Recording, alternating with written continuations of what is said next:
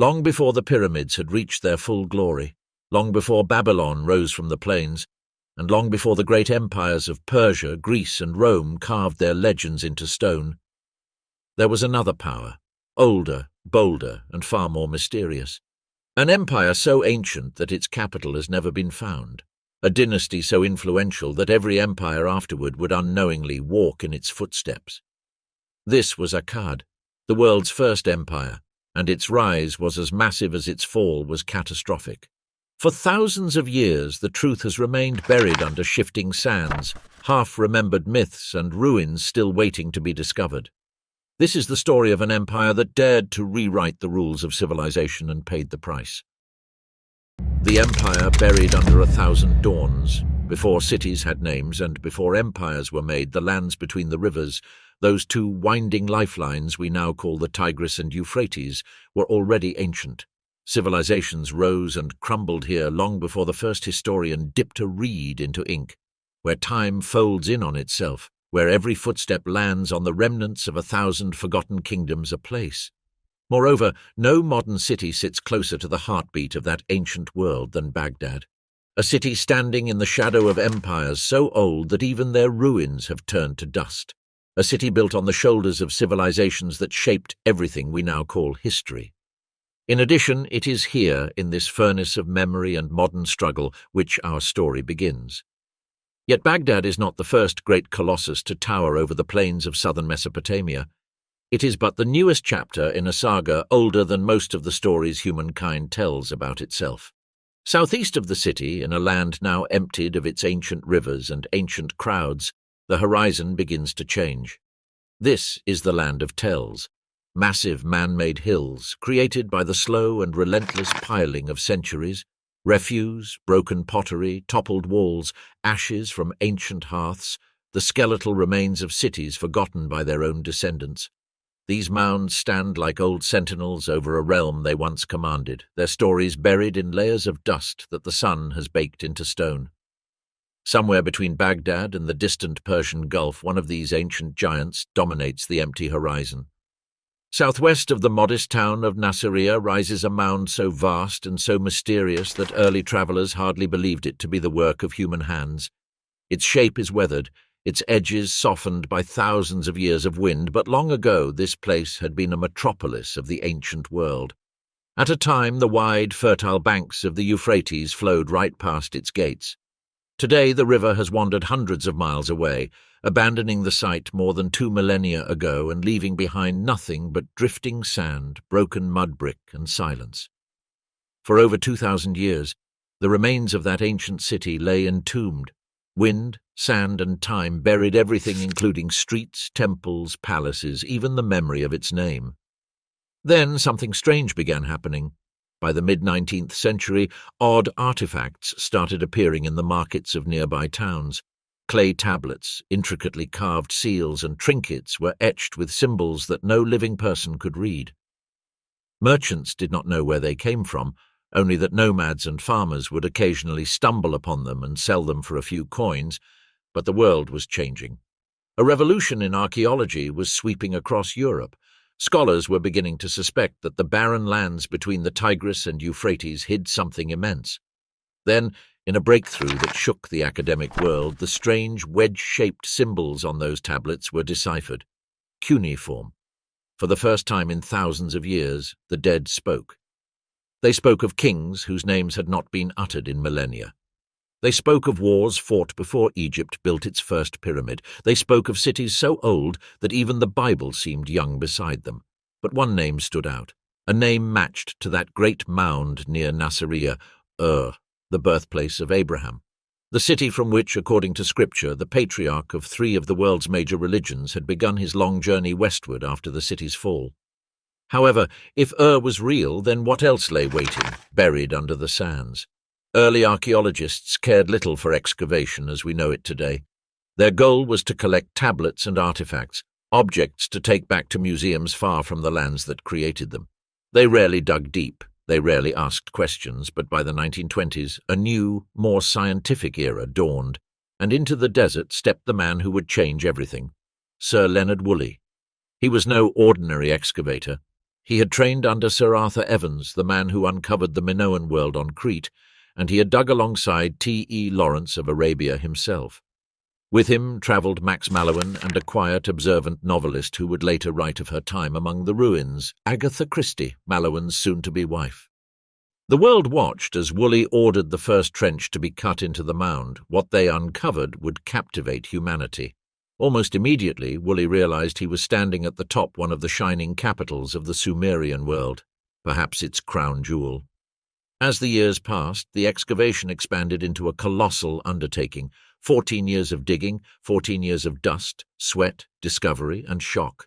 Layer after layer revealed an unbroken timeline stretching from 5000 BC to 500 BC, about 4,500 years of continuous human occupation. At its height, the city housed some 65,000 people, making it one of the largest cities on Earth at that time.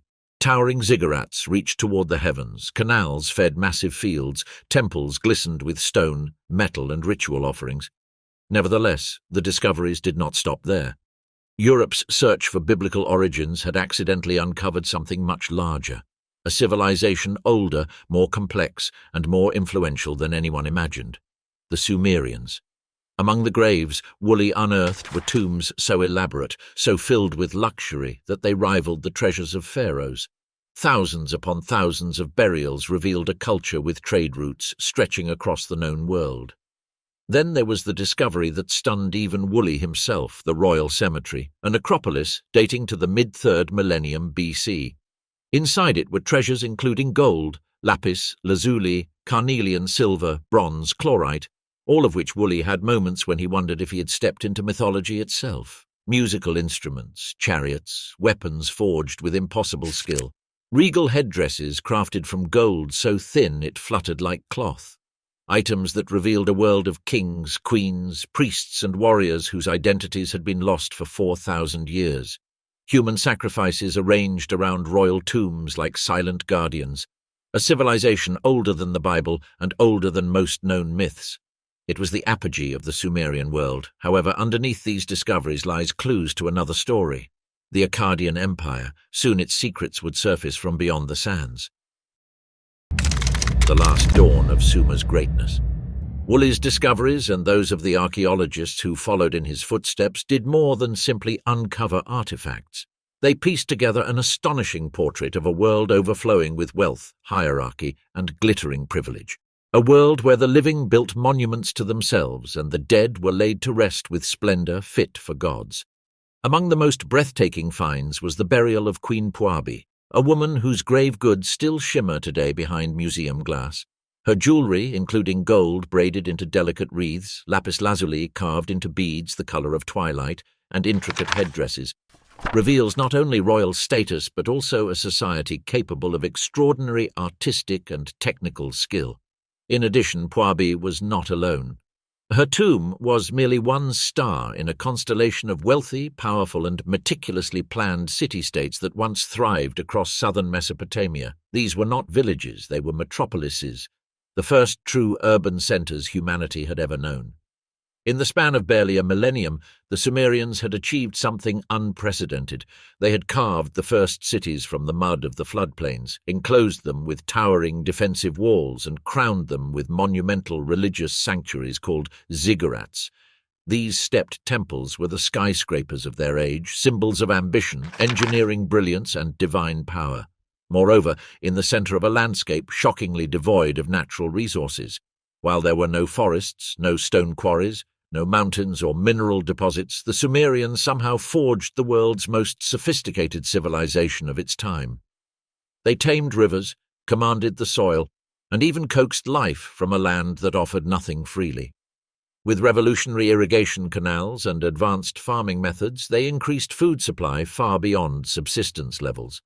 Grain surpluses grew. For the first time in human history, large numbers of people no longer needed to spend every hour of every day simply surviving. Instead, they set down their plows and dedicated their lives to other pursuits like craftsmanship, astronomy, mathematics, metallurgy, architecture, political leadership, and priesthood. It was a civilizational breakthrough so monumental that it altered the trajectory of the human story, but one invention would outshine them all. Of all the gifts left to us by the Sumerians, none transformed humanity more than the creation of a complex writing system, cuneiform. At first, writing served a practical purpose of bookkeeping, lists of livestock, quantities of grain, and shipments of goods, numbers and symbols carefully pressed into clay by the stylus of a scribe. Nevertheless, over time, something miraculous happened. Writing evolved into a tool for storytelling in history, mythology, law, kingship, religion.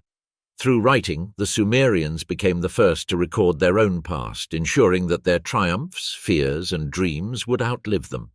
These innovations built the foundation for some of the wealthiest, most intricate city-states the world had ever seen.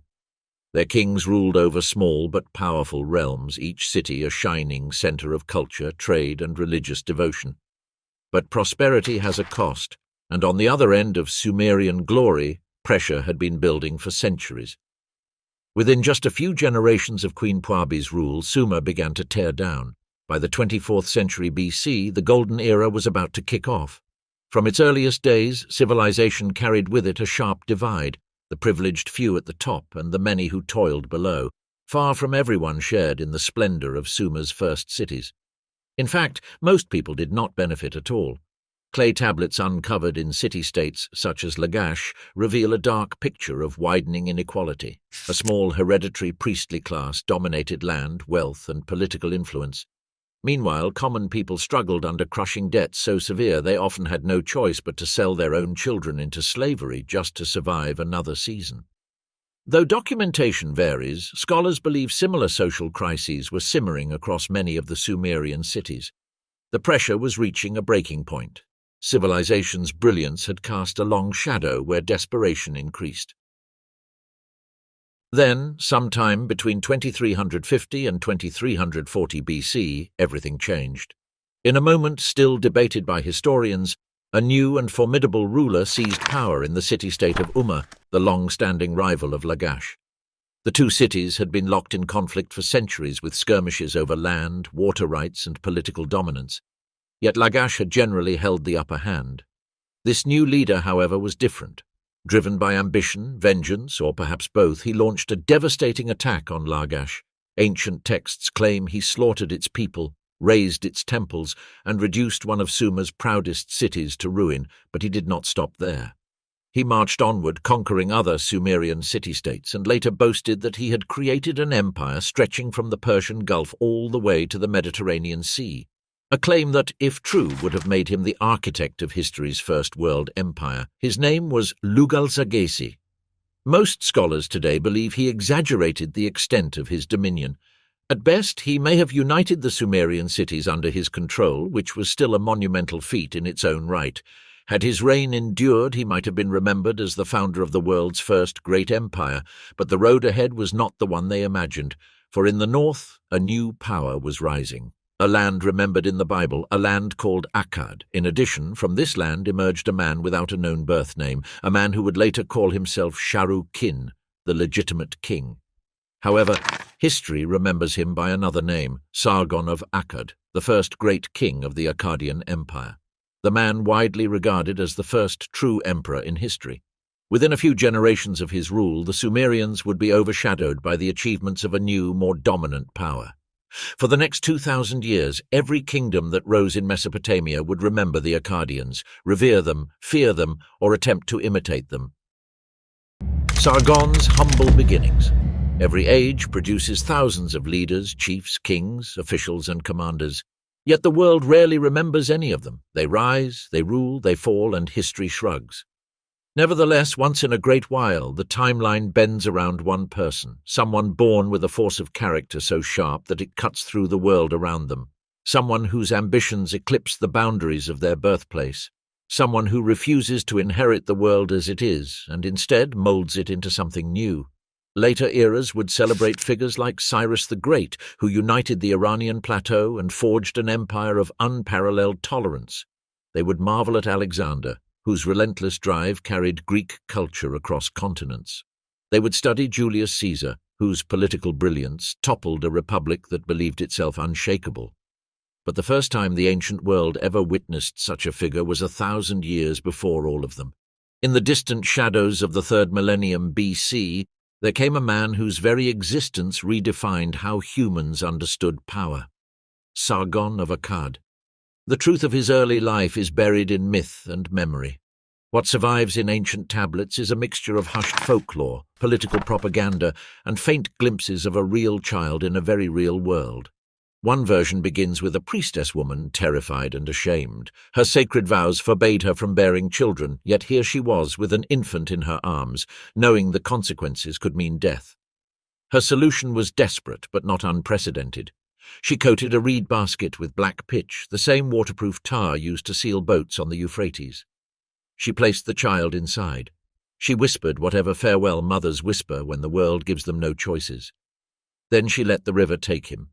The water carried the basket through the reeds, its tiny passenger crying against the roar of the current.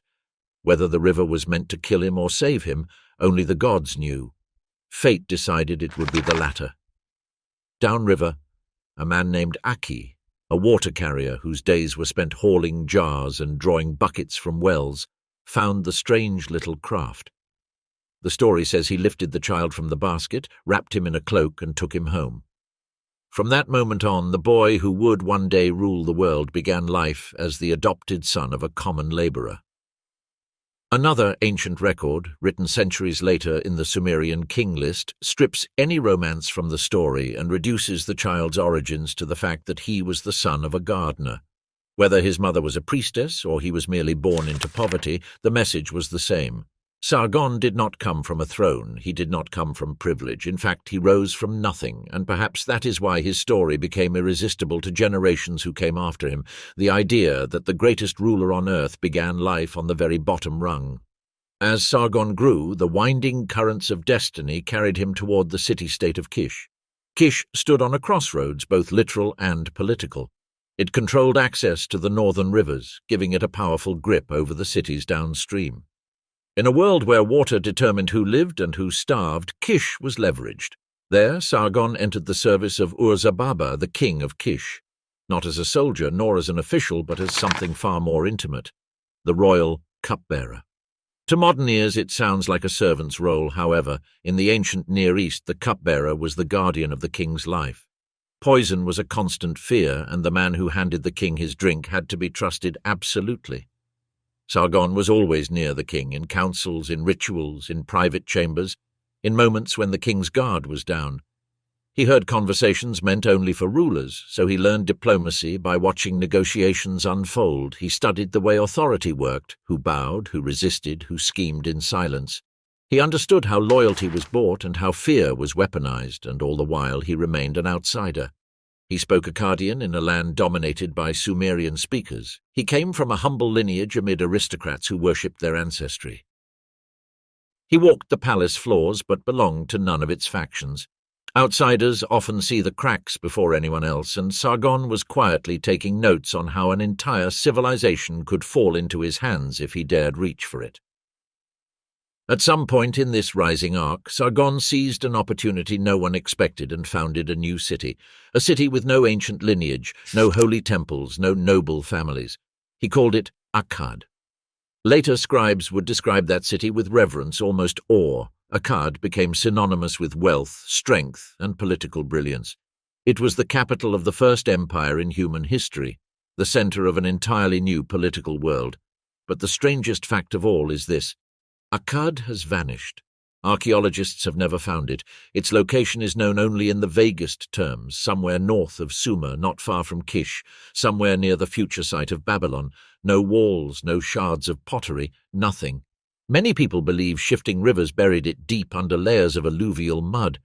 Others suspect later empires dismantled it stone by stone. It is believed that its erasure was intentional, that Akkad's destruction was so violent, so absolute, that history itself struggled to remember it. Yet despite its disappearance, the administrative system created there reshaped the Near East for millennia. A central government, a standardized language, provincial governors, a standing army, road networks for imperial communication, and a bureaucracy that outlived the empire itself. Every other empire, like Babylonian, Assyrian, Persian, borrowed something from Akkad. The city may be lost, but its ideas survived. When later kings looked back across centuries of history, Sargon's name did not simply appear. It became the symbol of everything a great king should be.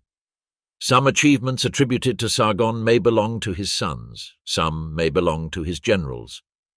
Some were likely inherited from older Sumerian traditions, but in the popular memory of the ancient world, Sargon stood alone. The first conqueror, the first emperor, the first man to imagine a world where nations could be fused into a single political body. Before him, cities ruled themselves. After him, empires became the new blueprint for human civilization.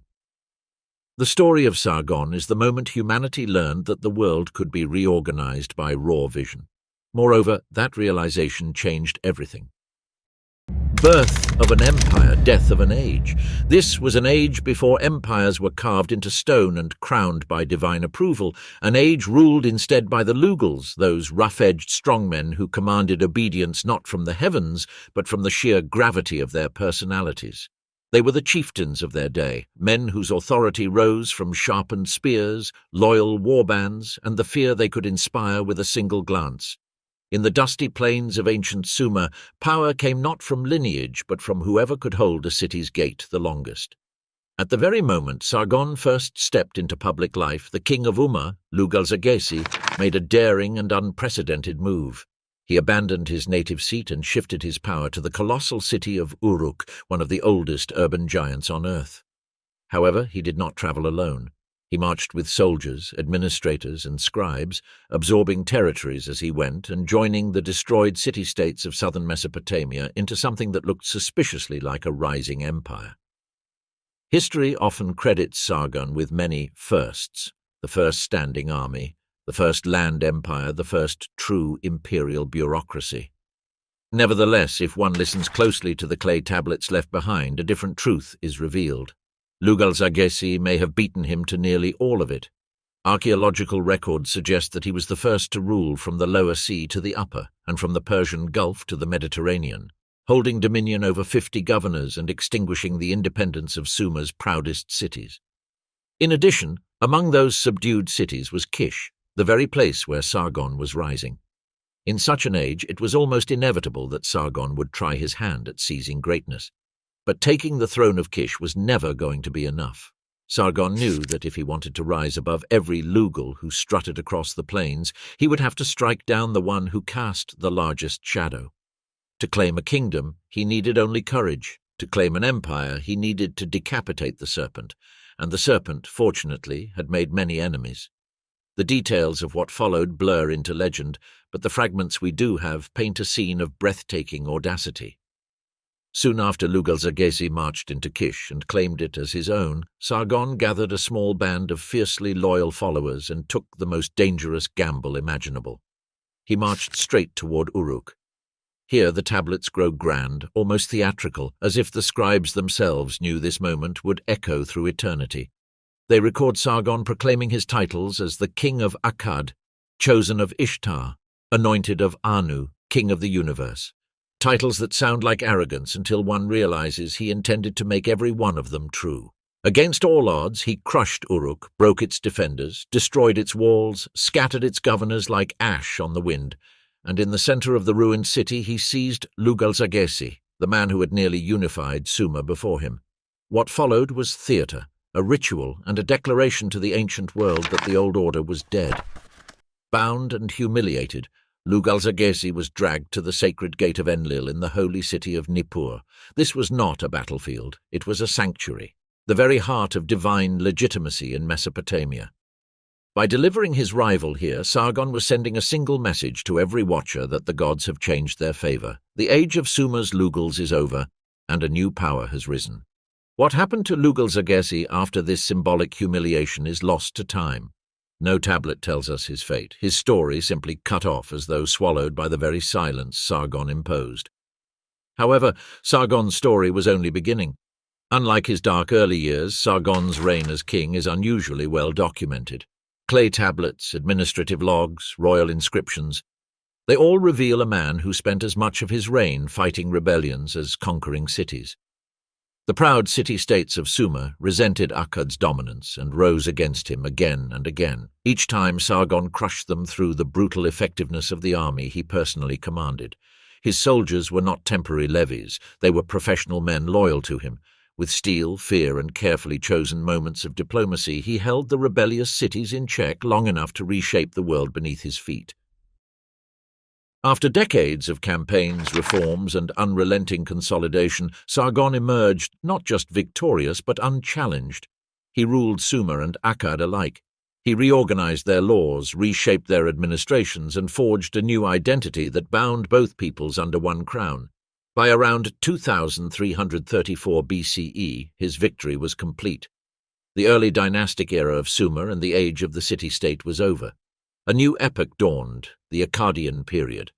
Moreover, in the centuries that followed, long after his bones returned to the earth, kings from Babylon to Persia continued to borrow his title as the King of Akkad. As if it carried some sacred spark of legitimacy they could never quite ignite on their own. Sargon became the blueprint for the empire, and Lugal-Zaggisi faded into dust. Centuries later, in the 1800s, when European archaeologists began sinking their picks into the mounds of Mesopotamia, they sought the origins of their own civilization. What they found instead were ruins so ancient that even the biblical stories seemed young beside them. One mound after another was opened, one forgotten city after another breathed again. The crowning jewel of these discoveries was Nineveh, the towering capital of Assyria. Excavated by Austin Henry Layard, it yielded palaces, reliefs, libraries, an entire Iron Age world brought back to light. Yet beneath its grand Assyrian floors, archaeologists discovered something older, something astonishing: strata belonging to the Akkadians. In 1931, they unearthed one of the greatest treasures of ancient art, a bronze head of an Akkadian king, once part of a full statue now lost to time. Its face was regal, stern, lifelike in a way almost unheard of in that age. Perhaps deliberately, in an act of rebellion centuries later.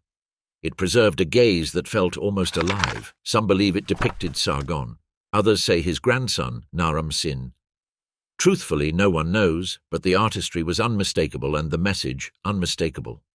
This was not merely a likeness. It was a vessel crafted to radiate the king's presence, to stand where he could not, to remind every observer that Akkad's kings did not simply rule, they existed beyond the limits of flesh. That the head survived into the 7th century BCE, only to be brutally defaced during the sack of Nineveh, suggests that its power, or at least its symbolism, endured for over 1,000 years. The Assyrians feared it, and the rebels hated it, but no one ignored it. The figure looked nothing like the smiling, bald Sumerian rulers often depicted in gentle poses. This king wore elaborately styled hair and a gaze carved with uncanny intensity. Perhaps it was a wig. Perhaps it was a new Akkadian fashion, or perhaps it was a statement that Akkad is not Sumer, and Sargon is not like the kings who came before him.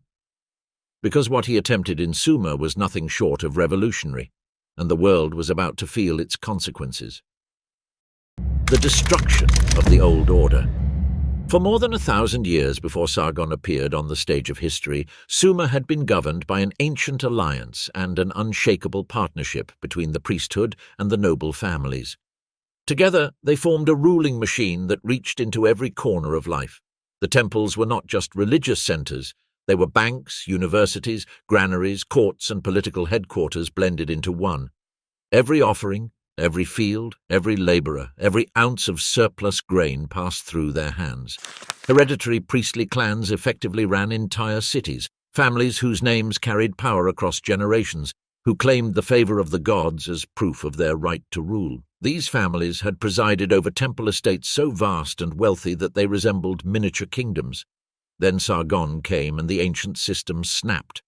From the moment he rose to power, he struck not at cities or armies, but at the foundation that had upheld Sumer for centuries. He broke the power of those priestly houses and noble lineages with deliberate precision, stripping from them the estates that had made them untouchable. In their place, he installed men of his own choosing, Akkadian governors whose loyalty to him was not inherited, but earned. These new governors were not humble caretakers. They were rewarded with unprecedented wealth, control of agricultural estates, storage depots, land grants, and the revenue that once flowed into the temples. To serve Sargon meant prosperity. To oppose him meant ruin. With such privileges came loyalty, and loyalty was exactly what Sargon built his empire upon. His appointees did not merely govern, they invested in Akkad's future because their entire fortunes depended on its success. The more the empire prospered, the more they prospered. And for the first time in Sumerian history, the nobles who ruled the land were bound not to ancient gods, but to a single man. It was a transformation so radical that the old priesthood never recovered. Sumer's centuries-old lineage of temple managers, landholders, and sacred stewards saw their powers crumble almost overnight. Their estates were seized, compensation was sometimes offered, but compensation meant very little when the exchange was not a negotiation but a demand. And when resistance surfaced, the consequences were very severe. The temples were spared from destruction, but not from takeover. Sargon placed his loyalists directly in control of the largest and wealthiest religious centers across the region. In one of the most strategic appointments of his reign, he placed his own daughter as high priestess over the enormous temple complex of the moon god Nanna in the city of Ur. She was later known as Enheduanna. By doing so, he achieved two things at once. He gave his dynasty divine legitimacy, and he ensured the temple's wealth flowed into Akkadian hands. Sargon was not simply building an empire, he was rewiring Sumer from the inside out. Once Sargon secured iron-fisted control over Sumer, he raised his gaze beyond its borders. His inscriptions boast of conquests stretching from the Iranian frontier of Elam in the east all the way to the glittering waters of the Mediterranean in the west. Whether these claims are exaggerated or not, one truth remains undeniable. Under his rule, the Akkadian Empire absorbed critical trade routes, arteries of wealth connecting distant civilizations. Timber, metals, stones, rare goods, exotic animals, dyes, artifacts, everything once filtered through middlemen. But now Sargon held the crossroads of the ancient world. Caravans, merchants, emissaries, and tribute moved under his watch. Yet these foreign lands were not empty prizes. They were mosaics of cultures, entire regions speaking different languages, honoring unfamiliar deities and following traditions centuries old. Sargon did not simply raid these regions, he brought them into a single political framework, something no one had ever done before. Empires would imitate him for thousands of years, but someone had to do it first. In the 1960s, Italian archaeologists uncovered a city long swallowed by time, Ebla, a vast Bronze Age metropolis in Syria. What they found stunned the world. Thousands upon thousands of clay tablets, one of the most extensive archives of the ancient Near East. Unlike most conquered places, Ebla left a voice record. Buried there were hints and fragments of names, titles, and events, suggesting Sargon himself, or perhaps his son, appeared in the city's administrative logs shortly before its destruction. Ebla, once a powerhouse in its own right, fell and became part of the Akkadian sphere. The city that had shaped early Syria now stood as a provincial outpost in Sargon's empire. Its fall marked not just a military victory, but also a shift in the cultural gravity of the entire region. For centuries, Sumer had been the center of civilization, its temples towering over the plains, its irrigation systems turning barren soil into bread, its cities shaping culture for generations. However, Sargon now sought to tilt that world northward. He established a new capital, Akkad, somewhere along the Euphrates. Its precise location remains a mystery today, but its influence is unmistakable. Sargon filled it with lavish palaces for himself and his family, raising monumental temples dedicated to his gods, especially Ishtar, whose divine favor he claimed as the source of his victories. From Akkad, he governed the empire, a city designed to project power. A city that would become the symbol of imperial rule for 2,000 years, and to maintain that power, Sargon turned to a tool those future empires would wield again and again: propaganda. For the first time in recorded history, a king began boasting of precise enemy casualties, numbers written in stone for all to see. In an age when battles were remembered through myth and poetry, Sargon insisted on statistics. He swore to the accuracy of his claims, presenting himself not as a storyteller but as the ultimate authority. This was a strategy. By declaring the enormity of his victories, Sargon cultivated awe and terror in equal measure. He fostered a cult of personality that portrayed him as invincible, divinely protected, and eternally victorious. Fear held people in line, and then he made his most sweeping administrative change. Sargon declared Akkadian the official administrative tongue of the empire, but the empire he now ruled was made of multiple dialects: Sumerian, Elamite, Hurrian, West Semitic tongues, and countless local variations. He did not erase those languages, he just drowned them. Scribes continued to study Sumerian. Schools continued to write in it. However, with Akkadian now required for law, government, taxation, and diplomacy, the old tongue gradually receded. Akkadian spread like a tide carried by soldiers, merchants, and settlers. Sargon relocated across Sumer.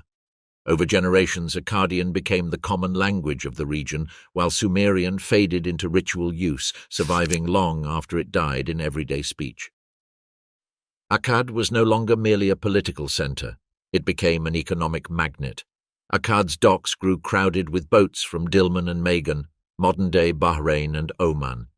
These vessels carried copper, timber, precious stones, and goods from the edges of the known world. Caravans from Anatolia, from Elam, from the Levant, and from Arabia clogged the city's streets with trade.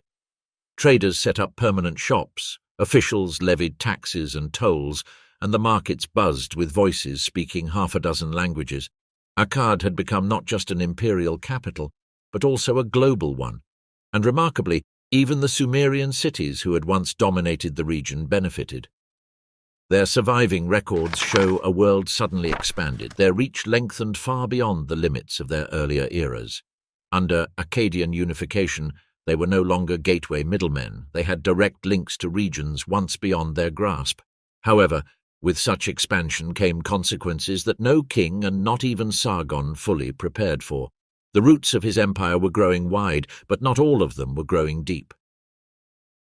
The fall of Kazulu. While Akkad was taking over, Kazulu sat perched on the banks of the Euphrates like a stubborn scar, a city that had once dared to rise against Sargon the Great himself. Years earlier, its rebellion had been answered with blood. Thousands had been butchered and the rest forced to kneel beneath the boots of the Akkadian army. But time has a way of reigniting old embers, and as Rimush, Sargon's son, ascended the throne, Kazulu rose once more. This time, however, the reckoning would be even harsher. Contemporary chronicles describe Rimush's forces marching into the city with terrifying precision, the sound of bronze weapons clashing against stone walls echoing like thunder. There was no mercy in their advance. There were no quarters for the desperate defenders. Akkadian texts claim 12,000 rebel soldiers were cut down and another 5,000 dragged away into slavery, their fates sealed in chains. When the smoke cleared, Kazulu's great walls were torn apart stone by stone. Dust swallowed the skyline as if erasing the city's defiance from memory, and Kazulu was not alone. Elam, ancient and proud, felt the same fury. Inscriptions carved into precious objects tell of thousands slaughtered, treasures carted away, and the spoils delivered triumphantly to Akkad and Nippur, the spiritual heart of Mesopotamia. Every victory added to Rimush's confidence. Perhaps too much so, because with each conquest he began to believe he was no longer a man bound by mortal limits, but something higher, something divine.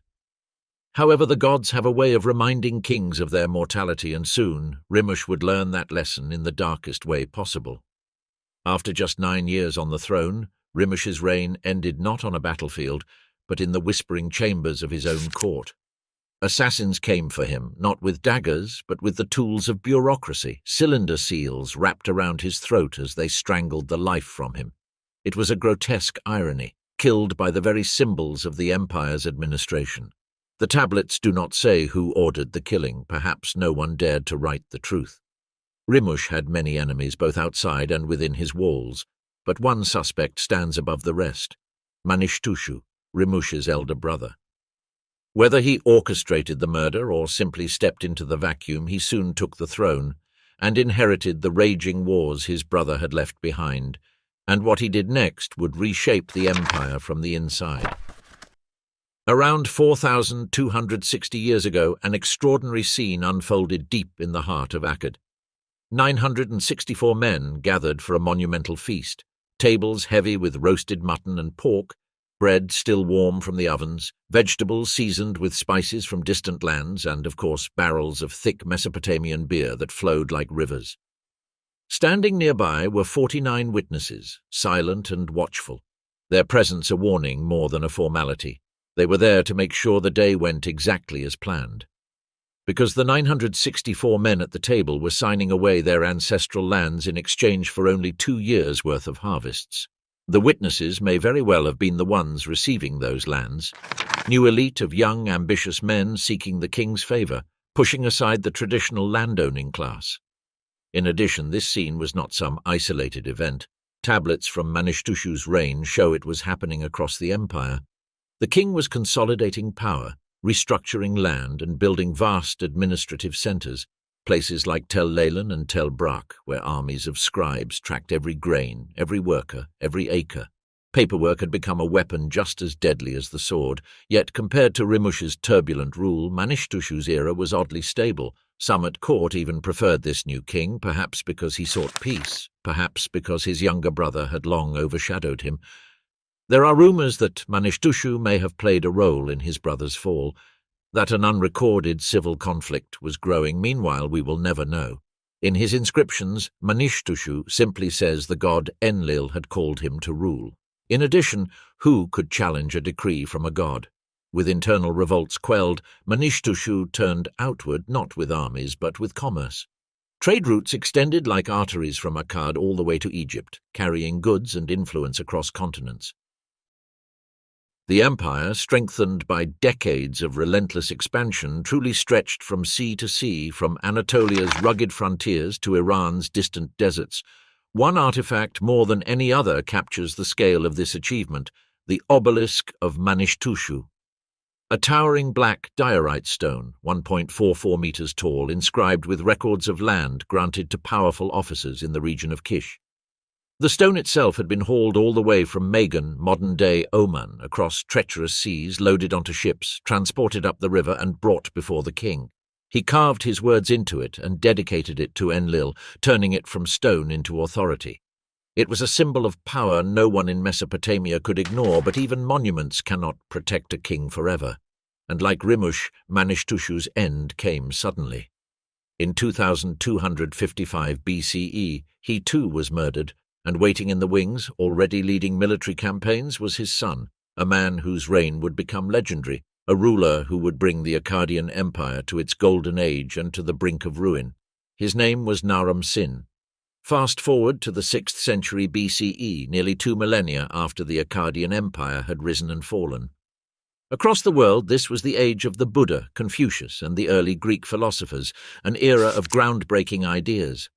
Nevertheless, in Mesopotamia, continuity endured. Cities had risen and fallen, dynasties had shifted, but the cultural lineage stretched unbroken all the way back to Sumer. Moreover, at its center stood Babylon, a city of 200,000 souls filled with gardens, palaces, and temples. It was here in 550 BCE that one of the earliest archaeological excavations in human history took place. King Nabonidus, fascinated by the past, ordered his men to dig deep into the ruins of Sippar and beyond. They uncovered ancient foundation deposits dedicated to the gods, including the sanctuary that Naram-Sin had built nearly 2,000 years earlier. Nabonidus restored what he found, honored the ancient king, and even attempted to date the artifacts, though he missed by about 1,500 years. The fact remained, Naram-Sin's legacy had endured. Naram-Sin was chosen because he had become the image of the perfect warrior king. His reign represented the very height of Akkadian art, wealth, and military might. Yet he was also remembered for controversy, and for the story of his downfall. And it all began with the greatest revolt the empire had ever faced. When Naram-Sin ascended the throne, the empire was already twitching with unrest. The cities of Kish and Uruk rose in rebellion. Their cries sparked a chain reaction. Soon nearly all of Sumer, along with territories in Elam and the distant western provinces, joined the uprising. This was no small revolt. It was an existential threat, the kind that could have erased the Akkadian Empire from history. Naram-Sin's inscriptions speak of 9 battles fought across the plains and rivers of Mesopotamia. Every encounter was a desperate struggle, the fate of the empire being uncertain, but the Akkadian war machine did not break. In Kish, the Euphrates ran thick with bodies, defenders who fell by the thousands. Another 2,500 were cut down after the walls were breached.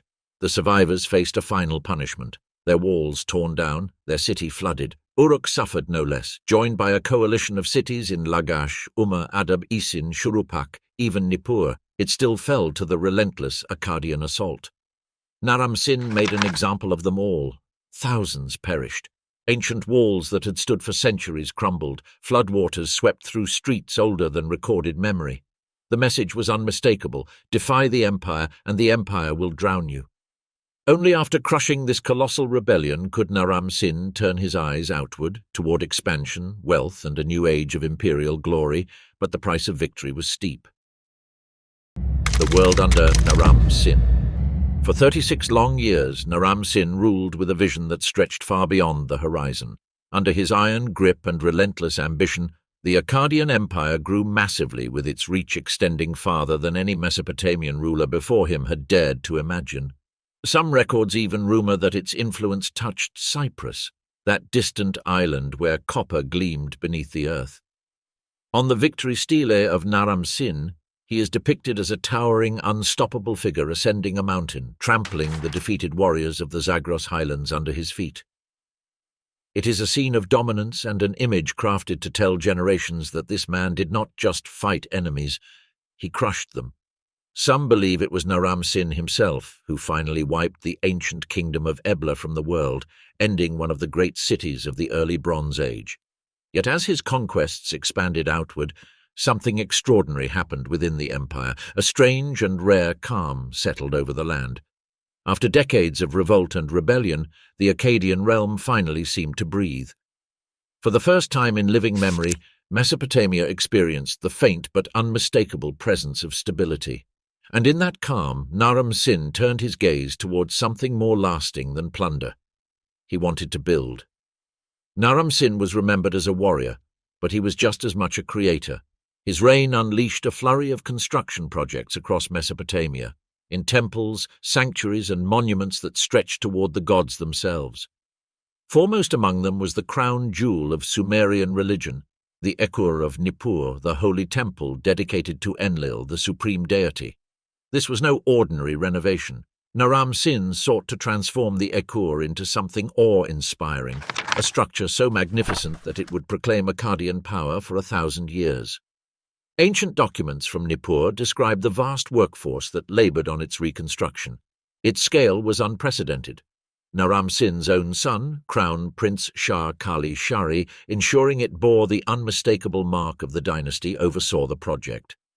The records list the sheer volume of specialists involved: 77 elite woodworkers, 86 goldsmiths shaping sacred ornaments, 54 carpenters crafting massive beams, 10 sculptors chiseling divine images, and hundreds of laborers brought from every corner of the empire.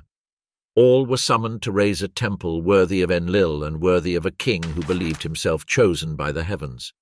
However, Naram-Sin's ambitions reached even beyond the gods of old.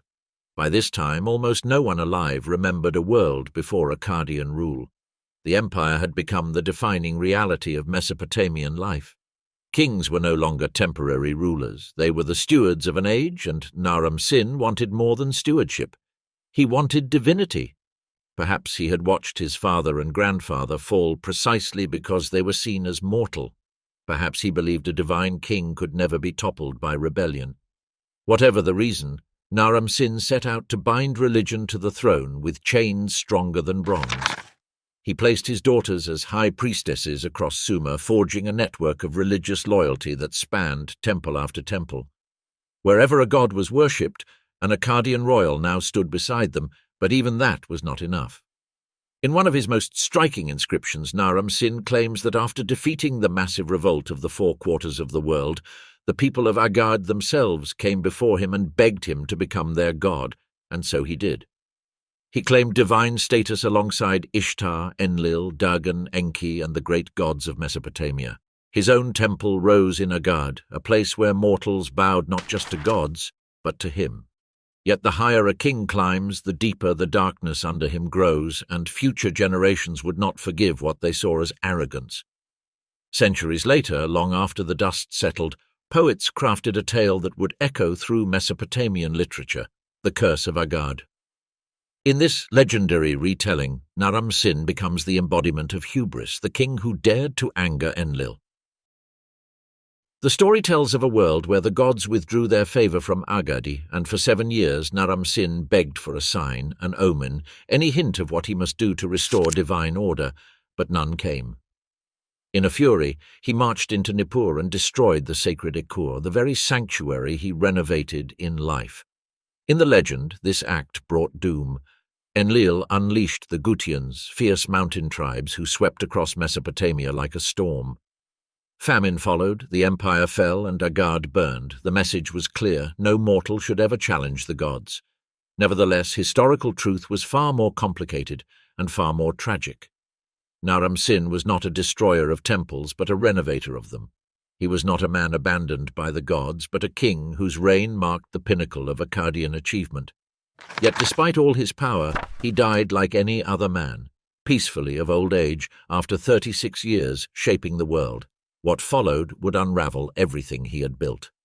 In 2217 BCE, Naram-Sin's son Shar-Kali-Shari inherited an empire at its absolute height, but empires did not crumble in an instant. They rot slowly, silently, from the edges inward. Within just 25 years, the mighty empire that stretched from Iran to the Mediterranean had been reduced to a fragile shell, a rump state around Akkad itself, besieged on every frontier. Shar-Kali-Shari fought relentlessly against 2 rising threats: the Gutians from the Zagros Mountains and the Amorites from the Syrian steppe. Both harassed the borders like wolves circling a wounded bull. Meanwhile, southern Mesopotamia finally threw off Akkadian rule. Revolts broke out like brushfires, snuffing out what was left of imperial authority. The tablets from this time are sparse, fragmented, and frustratingly silent on key events. However, one thing is clear: the empire was tearing itself apart. After Shar-Kali-Shari's death, a parade of short-lived kings stumbled across the throne. None could hold the empire together. Their names flicker in the records like dying embers. The last was Shu-Durul. Later tradition claims the Gutians breached the walls of Akkadi itself, burning the imperial capital to the ground and killing the final Akkadian king. But no one has yet found Akkad. No excavated ruins, no definitive proof, only the stories remain. In recent decades, a new theory has emerged, one supported by geological studies, sediment records, and climate analysis. Around the time of the empire's collapse, a massive, unprecedented drought struck northern Mesopotamia. The Euphrates and Tigris diminished, and the fertile lands around Akkad shriveled into dust. This drought was so severe it may have also helped topple Egypt's Old Kingdom and several other Bronze Age civilizations. With farmlands dying, famine spread like wildfire. Starving populations rebelled, trade networks collapsed, the economy imploded. Under such pressure, even the greatest rulers would have struggled. For the Gutians, this drought may have been the final push that drove them south, into the heart of Akkadian territory. Whether they burned Akkad or merely stepped into a vacuum, they became the new rulers of Mesopotamia for more than a century. It is clear that the empire had fallen, but the story of the Akkadians was not over. Even after the empire crumbled, Akkadian memory lived on. Poets composed epics about Sargon, celebrating his rise from obscurity and his conquests. Wandering storytellers recited tales of his deeds in courts and marketplaces across Mesopotamia. However, Naram-Sin became a warning that a king used to teach the dangers of pride. The curse of Akkad painted him as the cause of the empire's fall, even though history tells a different story. Yet both kings, no matter how they were remembered, became giants of the ancient imagination. Their achievements shaped every empire that followed. They introduced centralized government, professional armies, a bureaucratic state, long-distance trade networks, and imperial administration. For the first time in history, the petty wars of small city-states gave way to a sweeping, interconnected world. In addition, perhaps their greatest legacy was their language. Akkadian, which became the lingua franca of the Near East for 1,500 years, long after the empire's ashes had cooled. As the last evidence of Akkadian power faded into the dust of Mesopotamia, the world did not simply return to what it had been. Something had permanently shifted and could never be undone. Even as the empire cracked, its memory hardened into legend, and its influence seeped into the bones of every kingdom that came after. For generations, scribes, priests, and kings would speak the names Sargon and Naram-Sin with a reverence laced with fear. They were not merely rulers, they had become symbols of what humanity could achieve and what could destroy it. When the Gutians finally installed themselves as the new masters of Mesopotamia, they inherited more than ruins. They stepped into a world transformed by Akkadian vision. In the centuries that followed, as dynasties rose and dissolved like footprints in wet clay, the Akkadian blueprint remained beneath it all, visible to any ruler ambitious enough to look. Cities that had once been isolated rivals learned to think in terms of regions, alliances, bureaucracies. Trade routes forged under Sargon's command continued to pulse with caravans long after Agadi itself had vanished from the living world. The myth had outlived the stone. Eventually a new Sumerian dynasty, Ur-III, emerged from the chaos. They claimed to restore the order of the old ways, yet every tablet they carved, every law they issued, every grain quota they measured owed a silent debt to a forgotten capital whose walls no one could find. Even they could not escape the gravitational pull of Akkadian innovation. Future conquerors, from Babylonian lawgivers to Assyrian warlords, studied the shadows of the empire long vanished. Sargon became the prototype for the universal ruler, the king of the four quarters. Naram-Sin became a warning and a fascination, the king who dared to touch divinity, who carved his victories into stone, and whose fall echoed louder than his triumph. Every empire thereafter was built on the bones of Akkad, and every king thereafter measured himself against a man who had once risen from nothing and turned a patchwork of quarrelsome city-states into the world's first true empire. Ultimately, the Akkadian Empire may have crumbled into drought, invasion, rebellion, and the slow grind of time. Its cities may have fallen silent. Its capital may have disappeared so completely that archaeologists still chase its ghost across the plains of Mesopotamia. Nevertheless, empires do not die the way people do. They dissolve into ideas. Akkad's legacy became the foundation on which centuries of rulers built their dreams. Its language is carried through diplomacy and literature for more than a millennium. Its system of governance shaped empires from the Babylonians to the Persians, even influencing imperial models far beyond the Fertile Crescent. Moreover, its kings became immortal through the stories rumored around hearths, carved into tablets, and recited by wandering bards who kept their memory alive long after their empire fell. And in that sense, the Akkadians still walk with us every time a map is drawn, every time a kingdom dreams of ruling the four corners of the earth, and every time a leader believes that the world can be reshaped by will alone. The first empire fell, but the world it created never stopped rising.